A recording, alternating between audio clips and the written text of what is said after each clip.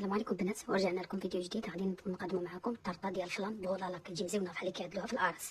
عندنا هنايا نص يطرو الهلاله، عندنا جوج طرطه د الفلان. كل طرطه د الفلان كدي نص يطرو الهلاله، يطرو ديال الحليب فلان رويال، و6 ديال فلان تشينا. هادو مقادير طرطه وحده. واحد اللي عنده جوج غيضاوب باللافا بحال انا، غيزيد نص يطرو، غيزيد يطرد الحليب، وغيضاوب 6 فلانات، وغيضاوب فلان ديال رويال. وعندنا هنايا اللوز مقلي ومطحون، وغنزيدو واحد المعلقه كل فلان، غنزيدو فيها معلقه السكر باش يجينا حلو. غنشبرو البوطه ديالنا، غنشعلوها على نار هادئه. غنشبرو المول ديالنا اللي غنطيبو فيه فلان، وغادي نبداو بسم الله. اول حاجه نضربو الحليب ديالنا،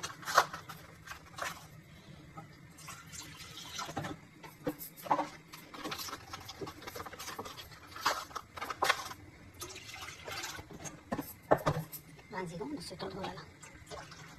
كل طرطه كدير نص يطرو الهلاله ويطرو ديال الحليب. غادي نزيدو فلان رويال،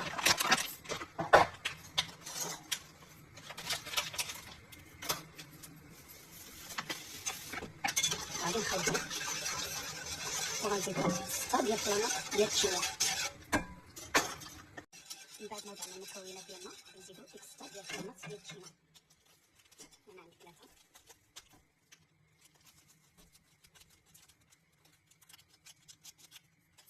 وغنزيد 3 اخرين.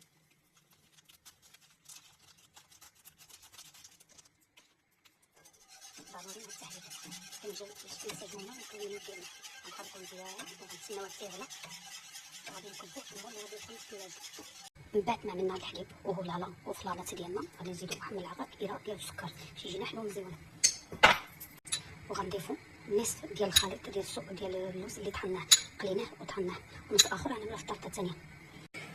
من بعد البنات ما غلا الفلان ديالنا، هو غلا وجد، غادي نكبوه في المول ديالنا، غندخلوه للثلاجه. نوريكم الشكل النهائي ديالو. الصراحه جربوا هاد الفلان كيجي مزيون وملكتر. لكن عندكم الطيفان ديال تحميرات الوجه، هذا اللي كيعملوه في المناسبات والاعراس. من بعد ما وجد الفلان ديالنا، غادي نكبوه في المول ديالنا اللي غيدخل للثلاجه.